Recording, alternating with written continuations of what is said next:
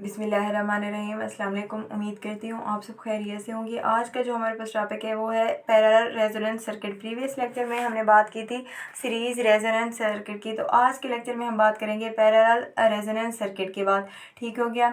इसमें हम सबसे पहले देखेंगे कि ये जो सर्किट होता है इसमें कौन कौन सी चीज़ें होती हैं और जो हमारे पास रेजोनेंस फ्रीक्वेंसी होती है वो कब होती है, और जो हमारे पास कंडीशन होती है रेजोनेंस की वो किस तरीके से होती है।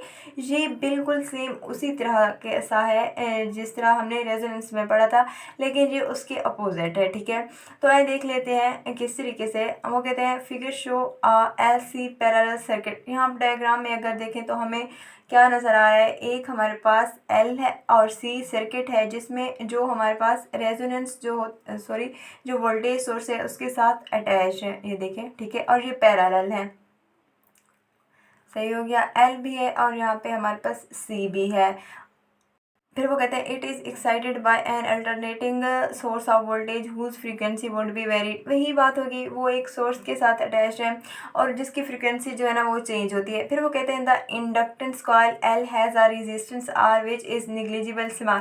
अब जो हमारे पास इंडक्टेंस होती है उसमें हमारे पास जो रेजिस्टेंस होती है वो थोड़ी सी होती है, मतलब उसको हम निगलेक्ट कर देते होते हैं। प्रीवियस लेक्चर्स में भी हम ये बात डिस्कस कर चुके हैं। फिर वो कहते हैं the capacitor draws are leading current whereas the coil draw a lagging current. जो हमारे पास कैपेसिटर होता है उस केस में हमारे पास जो करंट होता है वो लीड कर रहा होता है। ठीक है, लेकिन जो इंडक्टर होता है, इंडक्टर के केस में हमारे पास क्या होता है, जो करंट होता है वो लैग कर रहा होता है। सही है, ये हमने प्रीवियस लेक्चर्स में बातें ये डिस्कस कर चुके होते हैं। ठीक है, इस केस में हमारे पास क्या होता है, जो कैपेसिटर होता है वो करंट को लीड कर रहा होता है उसमें, और लेकिन जो इंडक्टर होता है वो करंट को लैग कर रहा होता है। फिर वो कहते हैं the circuit resonate at a frequency omega. अब हमारे पास जो सर्किट है वो रेजोनेंस कब शो करवाएगा, जब हमारे पास जो एल सी और आर सी हैं दोनों इक्वल हो जाएंगे।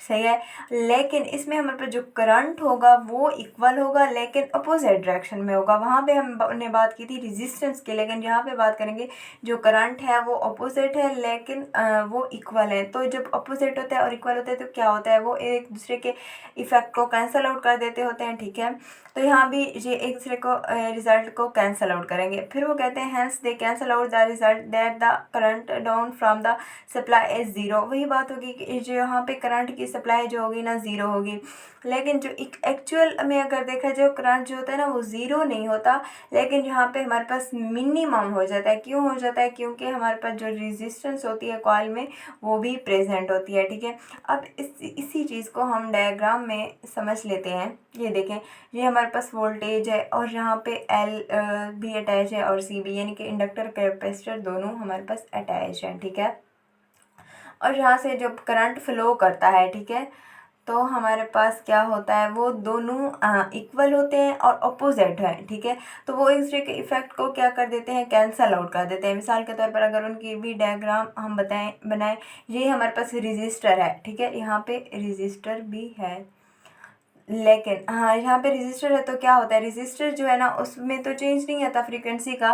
प्रीवियस लेक्चर में भी हमने यही बात डिस्कस की थी, लेकिन जहाँ पे अब जो है करंट लीड करता है, किस केस में करंट जो है लीड करता है, इस केस में कैपेसिटर के केस में, और लैग करता है हमारे पास इंडक्टर के केस में। ठीक है, तो ये दोनों क्या है, अब इक्वल है और अपोजिट है, तो क्या करेंगे, वो एक दूसरे को इफेक्ट को कैंसिल कर देंगे, तो बाकी क्या बचेगा, आई आर बचेगा हमारे पास। तो ये यहाँ पे जो हमने प्रीवियस डिस्कशन किया है वहाँ पे भी वो यही बात कर रहे थे। सही है, अब इसकी जो प्रॉपर्टीज़ हैं उनकी बात कर लेते हैं। वो कहते हैं resonance frequency is F R equal to 1/2 L C, और हमारे पास क्या है, इनका रूट है अंडर रूट। तो ये हमने रेजोनेंस फ्रीक्वेंसी की वैल्यू प्रीवियस लेक्चर में निकाली थी, हमारे पास यही थी। फिर वो कहते हैं at resonance frequency the circuit impedance is maximum and it is a resistive.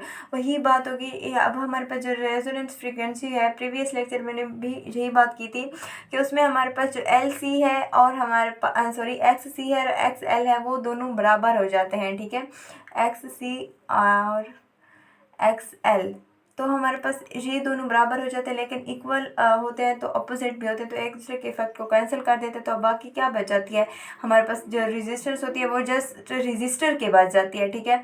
तो जब रजिस्टर की रेजिस्टेंस बच जाती है तो इम्पीडेंस भी तो यही होता है ना कि सम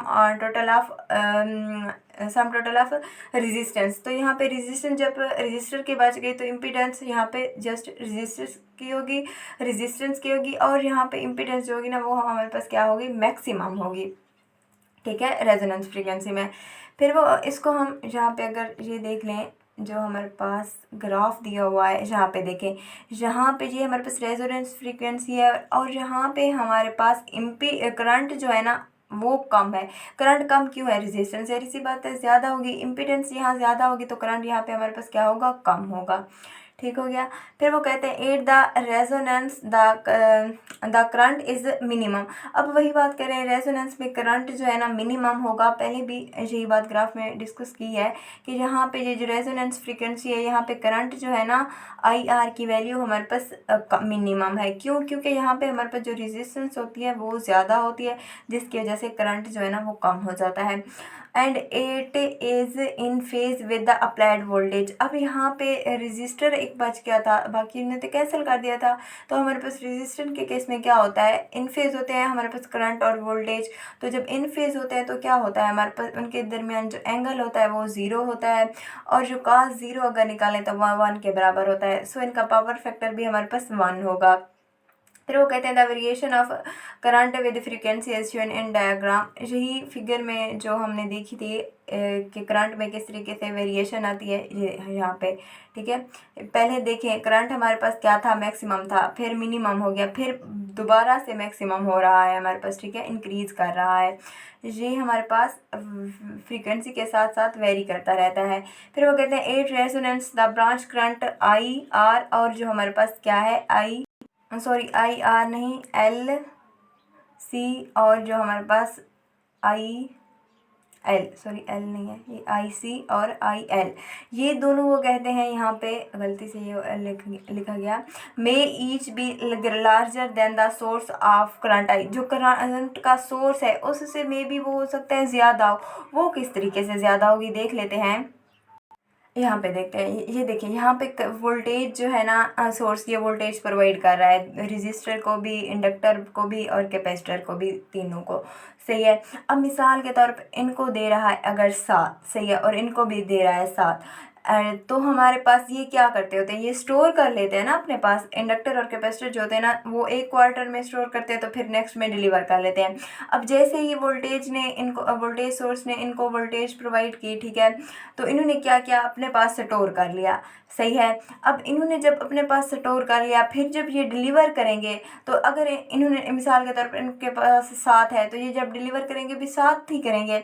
लेकिन जब हमारे पास ये जो अब ये दोनों बराबर हो जाएंगे ना, वो हमने देखा था, लेकिन जो इक्वल है तो और अपोजिट है, तो एक दूसरे को इफेक्ट को क्या कर देते थे, कैंसल। तो बाकी अब करंट जो है, जो वोल्टेज है, वो किसको प्रोवाइड करनी पड़ेगी, वो जस्ट प्रोवाइड करने पड़ेगी रजिस्टर को, ठीक है, क्योंकि ये दोनों तो एक दूसरे के साथ कैंसिल हो रहे हैं।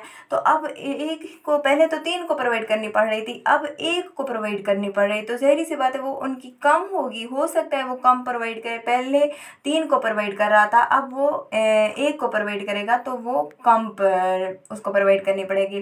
तो वो यहाँ पे लास्ट में वही बात कर रहे हैं, at resonance the branch current, जो हमारे पास ब्रांच करंट होते हैं LC और IC may be larger than the source current IR, सही है। आज का जो हमारे पास लेक्चर था वो यहीं तक था। Thank you for watching. अल्लाह हाफिज़। इंशाल्लाह फिर मिलेंगे नेक्स्ट लेक्चर के साथ।